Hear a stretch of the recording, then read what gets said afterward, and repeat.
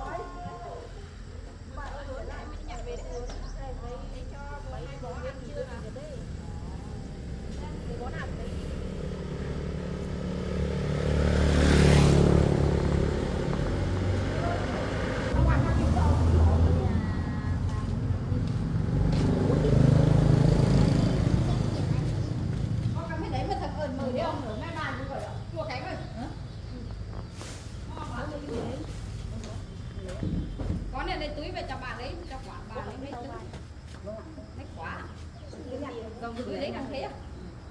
Đấy đấy. có 40.000 ạ.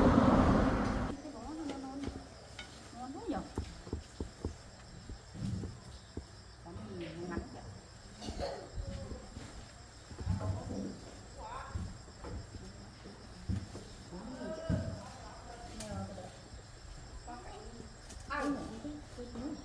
Chị ơi có tí to không? Cho em xin một cái. Em hết túi to rồi chị ạ. Con lấy nước gì đấy? Đi đưa con lên à? Ô hả? Mở tủ cái bàn. Mở. Mở cái nào? Ông làm cái phải đặt gì mà túi mà vô ngọt.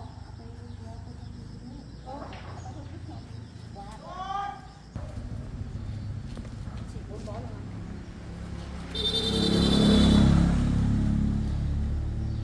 Có tiền lẻ đổi giúp em ấy.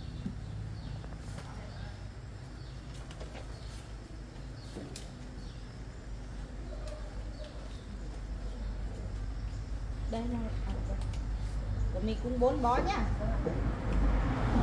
Cảm ơn anh chị nhé.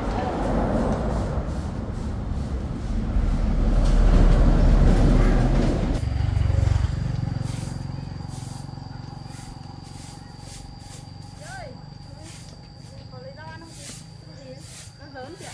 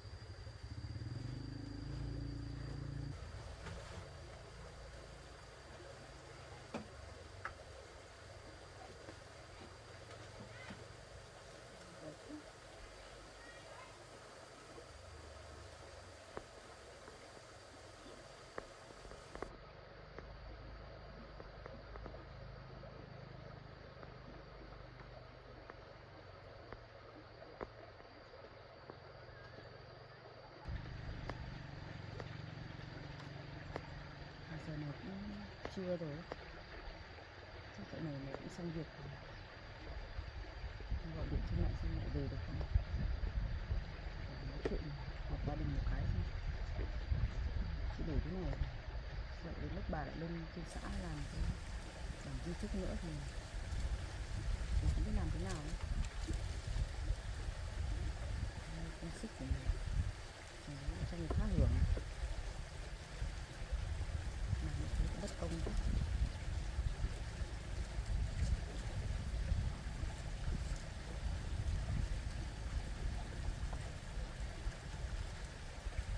giờ này bố có bảo là mẹ về để gọi được cho bố rồi. Thì ba mặt một lời mà tự nhiên rõ ràng.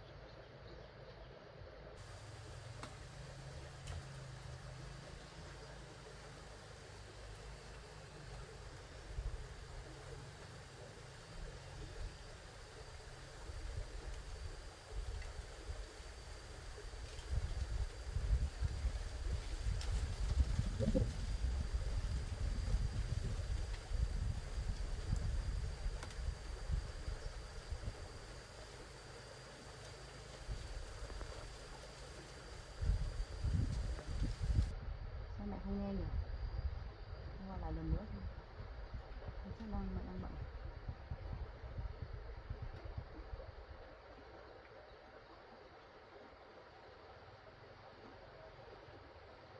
Alo? Mẹ à? Dạ? Mẹ ơi, không biết con làm sao đấy mẹ ạ. Con đi chợ về con thấy mệt lắm, mẹ về được không? Anh trước đi làm, hôm nay anh bận nên không về được mẹ ạ. Mẹ về với con nhé, không biết con làm sao nữa. Dạ. Không biết là say nắng hay làm sao ấy, về nhà chóng mặt lắm mẹ. Dạ. Mẹ xong việc mẹ về với con nhé. Rồi.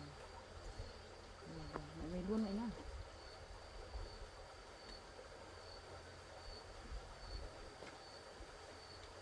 Chắc mình về khách này thôi. Chắc không trả lời như thế thì chắc là mẹ sẽ không về đâu. Chắc là làm thế. Đến đây thì đến.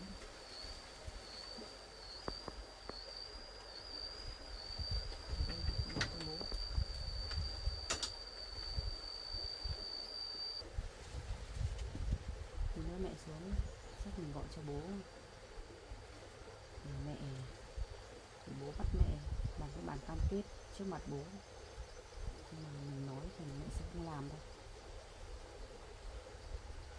Thì bố nói thì có cái thì mẹ muốn nghe bố hơn, cho mẹ làm bản cam kết để hứa sẽ không làm cái bản di chúc như thế nữa. Chứ bây giờ mà nói xuông bà cũng chả nghe đâu. Bà lẳng lặng mấy hôm bà lại trốn đi làm, bố con mình chả còn cái gì ấy.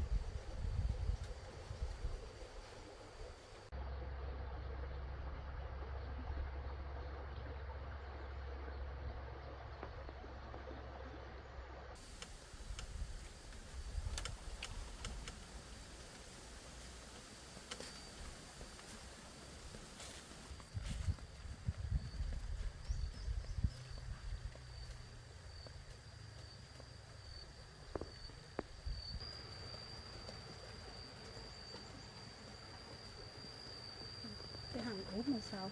Cập xuống. Có thấy ở nhà đâu, không nhìn thấy ở trong phòng đâu. Hằng ơi, con ở đâu? Con ốm à? Hằng, tôi ngủ có thấy đâu. Đi đâu rồi? Bảo ốm. Hằng ơi, con ở đâu đấy? Con làm sao? Về nhà rồi. Ừ. Con ốm à như thế nào? Dạ con đi chợ về con hơi chóng mặt đây mẹ. Con đi. Trong mắt như thế nào đấy? Con uống thuốc chưa? Hay là đi khám? Bởi thuốc của mẹ. Đi khám đi. Sao đâu, tức là con đi nắng quá nó say nắng một chút rồi nghỉ tí rồi. Lần sau đi nắng con đổi mũ đổi nón vào nhá. Nắng này đi về ốm đấy. Con biết mà, em vẫn đội mà đi lên đồi đi lấy rau ấy, nhưng mà cũng mệt một tí. Rồi mình nghỉ ngơi một tí cũng đi đỡ rồi nhỉ. Thế là không đỡ hay chiều đi khám? Không sao đâu, hôm nọ con anh trước đi khám không sao đâu, sức khỏe con bình thường mà. Hôm nọ con đi khám à? Đi khám như thế nào đấy? Làm sao con phải đi khám? Hôm nọ hai vợ chồng con cũng anh trước cũng là nghỉ ấy, nên là hai vợ chồng con rủ nhau đi khám xem sức khỏe hai vợ chồng thế nào thôi mẹ. Bác sĩ cũng bảo là không sao đâu, hai vợ chồng con vẫn bình thường thôi, bảo là vợ chồng con nghỉ ngơi bồi bổ thêm một chút nữa thôi mẹ. Không sao tốt rồi. Thế con đi khám bác sĩ bảo như thế nào? Thế có vấn đề sinh sản của hai vợ chồng mày đấy? Dạ, bác sĩ cũng bảo là vợ chồng con cũng bình thường thôi mẹ ạ. Chỉ qua là gen con cái chưa đến thôi, thì bác sĩ bảo là cứ ở nhà không phải suy cái gì nữa, thì bồi bổ thêm thì cái hôm trước sau thì cũng có rồi mẹ. May là con không sao ấy. Con cũng hỏi luôn là cái chuyện mà con uống thuốc ấy, có ảnh hưởng gì không, bác sĩ bảo là cũng không sao đâu, nó uống nhiều thì nó cũng chỉ ảnh hưởng đến thận thôi. Con nói đó bác sĩ là uống cũng chỉ một thời gian thôi, nên là cũng cái thời gian đấy không kéo dài nên là cũng không lo đâu. Đấy, có làm sao đâu. Thế con nói ra thế cả hai mẹ con trước ấy xuống trách mẹ. Thì con uống trong thời gian nhất định ấy mẹ. Bác sĩ bảo là uống mà kéo dài ấy thì nó còn ảnh hưởng đến cả thận nữa ấy mẹ. Không phải là mỗi cái chuyện là ảnh hưởng đến sinh sản đâu. Mẹ đừng nói như thế. Mẹ chỉ nghĩ đơn giản là Trang không muốn cho hai đứa chúng mày có con sớm thôi. Mẹ chỉ làm thế thôi. Vâng, con biết rồi. May là không làm sao mẹ. Nếu mà cái chuyện đấy mà ảnh hưởng đến việc sinh con của con ấy thì con không biết nói thế nào nữa. Con cứ nếu mà ảnh hưởng thì con sẽ phải có lỗi với anh trước với mẹ ngấm lắm. Hôm nay con gọi mẹ xuống đây ấy. Nói rõ với mẹ về cái chuyện mẹ làm di chúc ấy. Lại có chuyện gì đấy? Di chúc làm sao? Con đã xé rồi đấy. Con biết là con xé rồi ấy, nhưng mà lúc con xé, lúc con đi ra về ấy, mẹ còn bảo là chỉ tay bảo với con là mày có xé thì mẹ vẫn làm lại ấy. Nên là hôm nay con gọi mẹ xuống đây là muốn bảo với mẹ là mẹ đừng làm nữa mẹ nhé. Đây mẹ xem cái nhà mình có cái gì đâu hả mẹ. Bây giờ mẹ mà làm nữa, mảnh đất cũng cho em Linh, mà ngôi nhà này cũng nằm trên mảnh đất đấy, thì cho em Linh hết thì bố con phải ở đâu ạ? Chẳng lẽ mẹ lại cho bố con ra ngoài đường hả mẹ? Bây giờ mẹ làm gì mẹ cũng phải xem chứ. Về già thì hai vợ chồng già vẫn ở với nhau, phải ở với nhau chứ. Con với em Linh đều là con gái hết mà. Bây giờ bố mẹ ốm đau thì bọn con đi lấy chồng thì bọn con chỉ về thăm thôi chứ. Sao mà mẹ lại làm thế được? Con nói không phải em Linh mà đi lấy chồng xa ấy thì chưa chắc mẹ đã được nhờ đâu mẹ. Mẹ mà cái gì cũng bảo bù đắp cho em Linh làm như thế thì con thấy con với bố thiệt thòi lắm. Mẹ đã nói rồi, mẹ muốn bù đắp cho nó đã thiếu thốn tình cảm mẹ từ bé rồi. Còn bố mày đây đi kiếm tiền được đấy, tính sau. Sao có thể nói thế được mẹ? Em Linh bây giờ cũng có chồng con rồi, chồng con em mới lo cho em ấy. Bây giờ bố cũng có tuổi rồi, mẹ cũng có tuổi rồi, mẹ nói thế mà mẹ cũng nói được. Sau này bố mẹ ốm đau thì ai có chăm được mẹ, nhà cũng không có nữa. Bây giờ bố đi làm ấy vất vả kiếm từng đồng một để lo cho cuộc sống của bố. Bố còn đang nghĩ là về để lo đám cưới cho con ấy. Mày thì có bố mày lo thôi, cái Linh là có ai lo, bố nó mất thì sớm rồi. Bây giờ mẹ phải lo cho nó ấy chứ. Làm thế nào được? Mẹ lo thì lo phần nào đấy thôi chứ. Bây giờ em Linh chưa biết đâu vào đâu ấy, lúc nào mẹ cũng bảo lo. Con biết là mẹ thương em ấy, nhưng mà mẹ cũng phải dành một phần nào cho em ấy thôi. Để xem thế nào đó mẹ. Mẹ lúc nào cũng khăng khăng như thế. Con gọi điện cho bố đấy, để gia đình mình họp ấy. Họp gia đình một lần cho nó ba mặt còn lời đi. Để rồi mẹ nói trước mặt bố đi về cái chuyện em Linh này, cái chuyện con bố làm, mẹ làm cái bản di chúc ấy. Thế mày gọi mẹ xuống đây đi họp gia đình đi. Mày đừng gọi cho bố mày à? Cái bố mày đi làm xa rồi ấy, sợ cái gì? Lúc nào mẹ cũng bảo con sợ bố thôi mẹ. Bố là chồng, bố của con cũng là chồng của mẹ. Có cái gì thì gia đình mình cũng phải bàn bạc với nhau, nói rõ với nhau chứ, để tìm cách giải quyết chứ. Cái chuyện của mẹ với em Linh ấy, hôm nọ con cũng gọi điện cho bố thế, bố còn hỏi con là có trách Linh không ấy. Con bảo là con không trách em Linh đâu, con không nói rõ là em Linh là con của mẹ, mẹ có con riêng rồi ấy. Bây giờ mẹ mình có giấu cũng chả được cái gì nữa. Còn cái chuyện di chúc hôm nay con sẽ cho mẹ nói, xem là bố sẽ nói như thế nào, bố sẽ phân xử như thế nào, xem là mẹ làm như thế có đúng không. Thế mày nói rồi, nói cho bố mày biết à? Tao có em Linh rồi à? Tao có rồi, tao không sợ đâu. Tao thì giấu xem bố mày thái độ như thế nào thôi. Sao mẹ còn xem thái độ bố thế nào nữa hả mẹ? Bây giờ mẹ phải làm thế nào để nói rõ với bố chứ? Mẹ không nghĩ là mình đã làm sai hả mẹ? Sai gì mà sai, ai mà chẳng sai. Qua không biết ai sai nhiều hay sai ít thôi. Đây bố con đây, cũng sai với mẹ đây. Từ lấy bố con đây, con vừa được 5 tháng cũng bỏ đi viện Việt. Thế bố con có ở nhà đâu? Bố không biết lỗi của mình rồi, bây giờ bố cũng làm để bù đắp mẹ con mình rồi thấy. Bây giờ mẹ phải hiểu cho bố chứ. Bố có tuổi này rồi, bố còn phải đi nào trong miền Nam kia để làm ăn, kiếm tiền. Bố có nghĩ sức khỏe của bố đâu, mẹ phải nghĩ như thế chứ. Bố cũng có bắt mẹ đi làm đâu.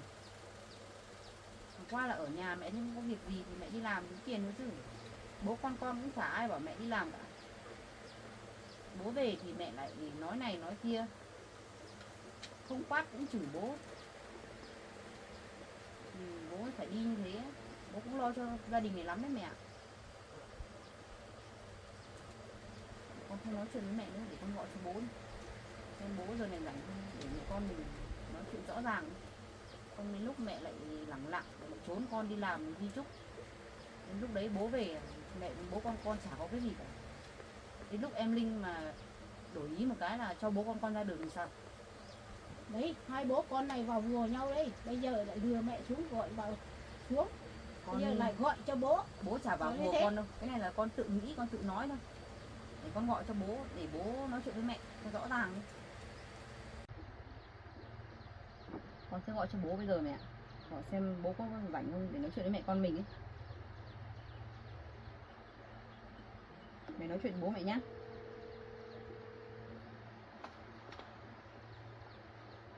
Không, tao chẳng có chuyện gì nói. Để phải nói chuyện với bố đi. Không, mẹ đã làm gì? Mẹ chẳng có chuyện gì nói với bố. Bố à? Bố nghỉ làm cho bố. Bố vừa nghỉ con. Vâng. Bố ơi, hôm nay con muốn họp gia đình mình ấy. Hôm nay con cũng gọi mẹ xuống đây rồi, để bố mẹ nói chuyện với nhau đi. Thế mẹ con đâu con? À, mẹ ở đây bố ạ. Bố nói chuyện với mẹ nhé. Mẹ nói chuyện với bố đi. Sao? Ông gọi điện về có chuyện gì đây? Con nó gọi bảo bà hôm nay về đấy. Về với con thì con nó gọi tôi thì tôi cũng đang cần gặp bà, có chút chuyện nói chuyện với bà đây. Có chuyện gì đấy ông? Tôi đang bỏ hỏi bà là cái chuyện bà hình như là bà có nhiều chuyện là giấu tôi ở đằng sau lưng đấy. Bà còn... Có chuyện gì? Có giấu ông chuyện gì đâu? Bà mà bảo không có chuyện gì mà hôm nọ con gái nó gọi bà cho tôi, nó nói chuyện hết rồi đấy. Bà bây giờ bà thành thật bà nói chuyện với tôi đi. Để xem là cái hướng đi của bà như thế nào. Tôi có chuyện gì đâu, đâu có chuyện gì giấu ông đâu. Nó nói tôi hết, tôi nghe hết rồi đấy. Bây giờ bà khai thật đi, nói xem là vì lý do gì, nguyên nhân gì mà coi như là xảy ra bao nhiêu cái chuyện đấy mà bà phải giấu tôi. Đây, tôi có con riêng đây. Sao? Vì ông đây. Vì tôi làm sao? Tôi vì ai? Tôi vì gia đình, vì con cái tôi mới bỏ xứ đi làm ăn, chứ tôi phải đi đâu đâu. Vì ông ấy bỏ tôi đi Việt đây. Tôi phải làm như thế. Tôi biết là tôi xa vợ xa con, là bà coi như là như thế, nhưng mà tôi chỉ có buồn vì do tôi coi như là xa vì nghèo khổ tôi mới phải xa gia đình để cho bà coi như là ở nhà bà coi như là làm những cái chuyện đó đối với tôi, bà không có cảm thấy có lỗi với tôi à? Bây giờ thì làm sao? Chuyện đã lỡ rồi. Ông thì bỏ tôi à? Hay thế nào? Nên là bà, ý của bà là bà muốn coi như là bỏ tôi trước rồi chứ không phải là tôi bỏ. Nhưng bây giờ tôi nghĩ là còn con hàng rồi là gia đình tôi coi như là vẫn phải coi như là quay về với con với cái. Còn bà đối xử với tôi như nào bà tự biết lấy, chứ tôi không bỏ là bỏ bà hay là như thế nào.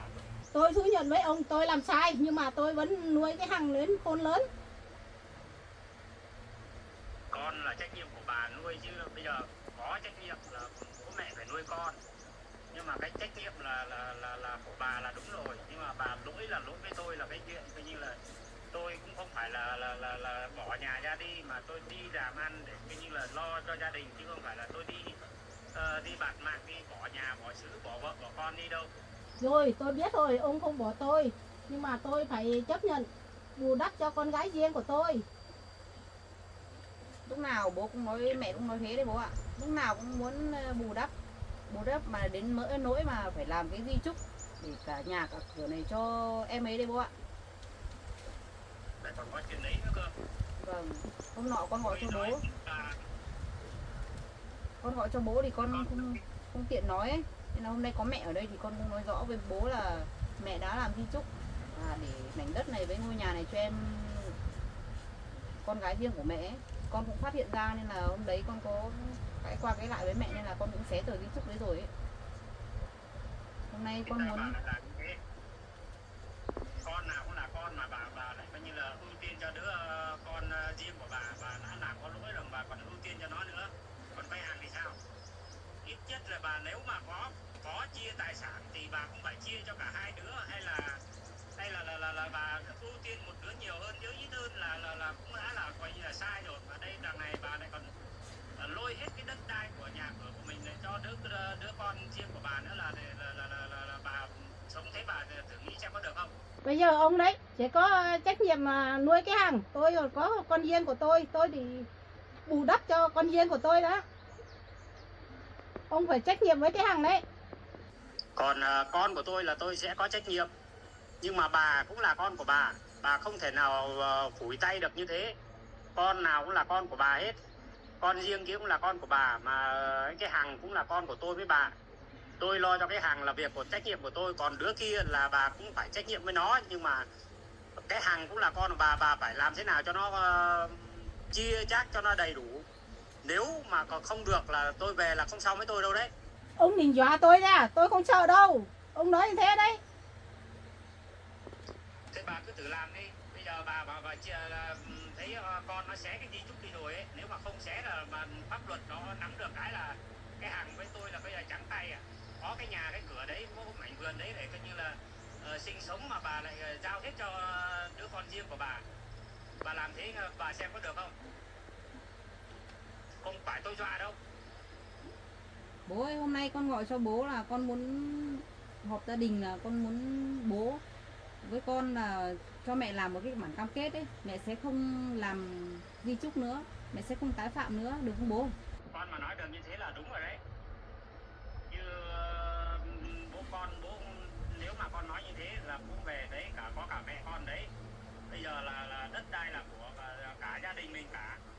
Nếu có chia thì cũng bảo là cho đứa em kia để nó dựng nhà nó ở, để cùng nhau mà chia đôi chia ba ra. Còn cha con mình nữa chứ còn cả bà ấy ở đâu nữa. Vâng, con cũng nói với mẹ rồi nhưng mà con nói thì mẹ không nghe đâu ấy, nên là con mới phải gọi cho bố để cả bố nữa, nói chuyện gia đình mình sẽ dễ dàng hơn ấy. Được rồi, thế là đấy, bây giờ hai mẹ con thảo luận đi, xong có gì thì nếu mà không được thì bố mới bố vào can thiệp vào để nói với mẹ con nói với mẹ con xem mẹ con có xuôi không. Vâng. Thế con nói thế mẹ có đồng ý không mẹ? Thế hai bố con mày làm thế nào? Coi mẹ người ngoài à? Phải bắt mẹ làm cam kết nữa à? Thì bây giờ nói xuông thì ai nghe hả mẹ? Bây giờ phải có cam kết. Bà có tính từ ngày xưa rồi, nói đi nói lại bao nhiêu lần là đối xử với con rồi, từ ngày xưa đến nay, từ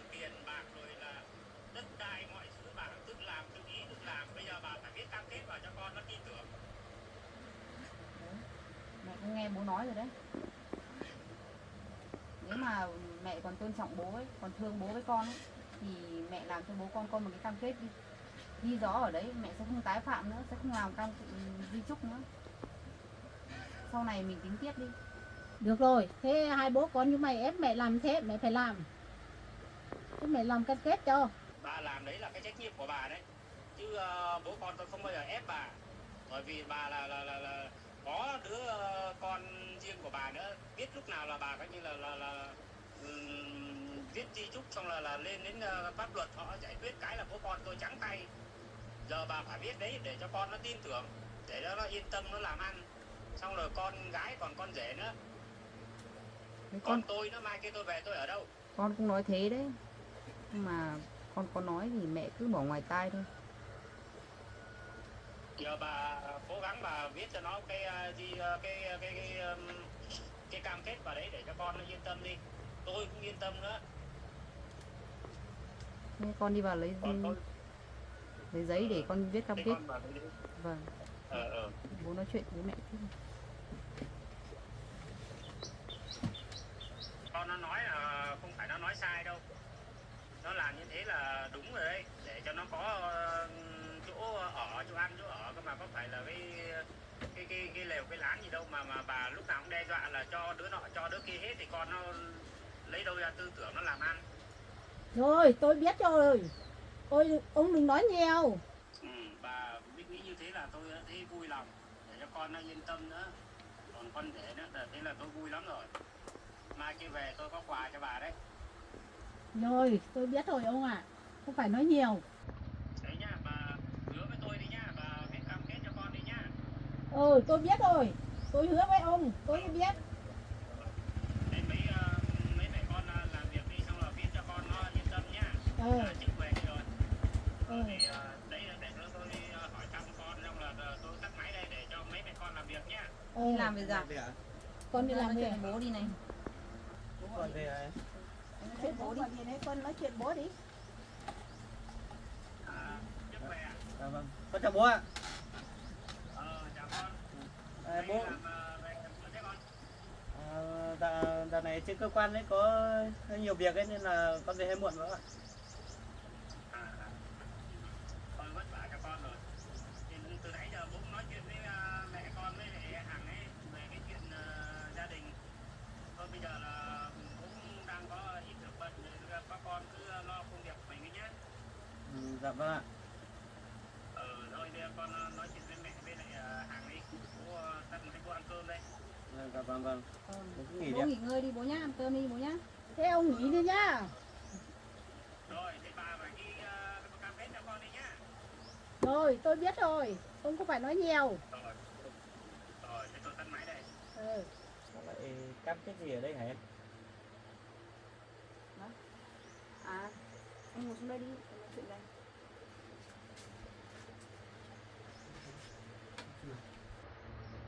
Vừa nãy em với bố mẹ có nói chuyện về bản di chúc của mẹ. Thì em bố nói với mẹ là cho mẹ làm bản cam kết, mẹ không tái phạm, sẽ không làm bản di chúc nữa. Thì nên bố cũng nói như vậy nhưng mà mẹ cũng đồng ý rồi, nên là con sẽ viết ra đây ấy, mẹ xem nếu mà đồng ý về những cái điều ở trên này thì mẹ sẽ ký giúp con ở đây. Bây giờ cũng có anh Trúc đi làm về rồi ấy, anh sẽ làm chứng cho mẹ con mình, và mẹ sẽ không bao giờ làm nữa, sẽ không bao giờ tái phạm như thế nữa, được không mẹ? Được thôi, bố mày nói thế tao mới làm theo bố mày. Bố cũng nói đúng mà mẹ. Con viết nha mẹ nhá, xong mẹ xem lại một tí nhá. Rồi anh Trúc cũng đi làm về rồi, ba mặt một đời, có anh ở đây nữa, anh cũng làm trên xã nên là anh sẽ hiểu luật mà. Con viết tiếp mẹ nhá.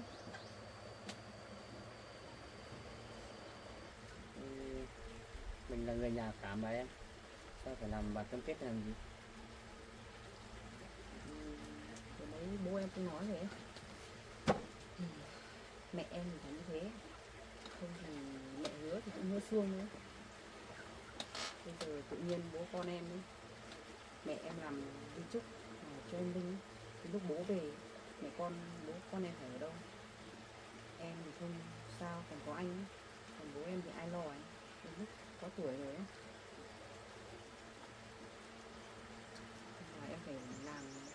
cho rõ ràng. Mẹ hứa là mẹ phải làm. Mày cứ lo xa thôi, chuyện chưa xảy ra mày đã nghĩ rồi. Thì con phải lo chứ mẹ. Vì tương lai của gia đình mình mà. Đất đai của nhà mình, đất đai của con mua đấy. Giờ mất bao nhiêu công sức của con đấy. Giờ mà con không nghĩ thì sau này gia đình mình phải đi đâu về đâu hả mẹ? Bây giờ con cũng biết xong rồi đấy, con cũng ký rồi. Đấy. Bây giờ mẹ xem mẹ ký giúp con đấy. Thì anh chức cũng phải ký. Anh chức là người làm chứng mà. Mẹ ký bên kia đi này. Đấy. Được rồi. Ký rồi. Đấy, con biết rõ ràng ở đây rồi đấy.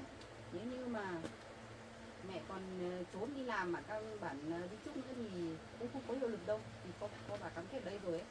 Anh ký giúp em ở đây. Mẹ ạ, cái bản cam kết này ấy, thì hai bên ký kết hết rồi. Bây giờ nếu mà con ký ở đây nữa, con là người làm chứng. Thứ nhất, con là người thực thi pháp luật. Nếu mà con ký vào đây, nếu mà mẹ mà có muốn làm thêm cái di chúc nữa thì lúc đấy nó cũng không có hiệu lực đâu. Mẹ nhớ là suy nghĩ kỹ trước khi làm cái gì ấy. Bây giờ mà mẹ ký vào bản cam kết này rồi, bây giờ mẹ mà kể cả cố tình đi làm cái bản di chúc ấy, lúc đấy là thành ra là mình vi phạm với cái bản cam kết này, là mình vi phạm pháp luật đấy. Anh ấy hiểu pháp luật thì anh ấy nói nè. Rồi, mẹ biết rồi, không phải nói nhiều. Hôm nay con sẽ giữ mẹ nhé. Ừ. Bây giờ muộn rồi, thế là con đi làm cơm, mẹ ăn cơm ở đây. Chiều nếu mà không gọi được xe thì con đưa mẹ lên chỗ làm. Rồi, con làm cơm ăn đi. Con cũng đi ra nghỉ ngơi không nắng.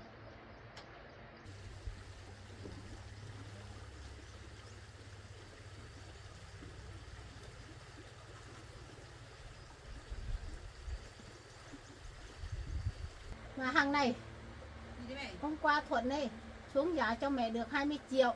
Bây giờ mẹ đi giá tiền nợ ở đấy hết 15 triệu rồi, còn 5 triệu nữa thôi. Thế à mẹ? Thế là mẹ lấy tiền đấy đi trả chị chủ quán rồi à? Mẹ giá xong hết rồi. Thế còn tiền thừa đâu mẹ, cho con để con góp vào để con đi mua cái xe để con đi lại đi. Không, tiền thừa ấy mẹ để mẹ dùng. Thế cũng được ạ.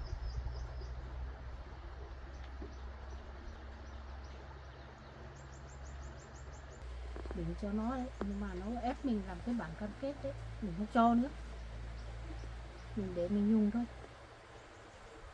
Nếu nó không ép như thế mình còn cho. Nó ép như thế thì thôi, không cho nữa.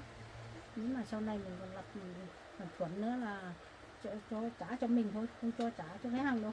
Mình còn lo cho cái link đi chứ. Bây giờ nó đã ép mình làm cam kết rồi. Mình bảo quản giá cho mình thôi, không cho cái hàng nữa.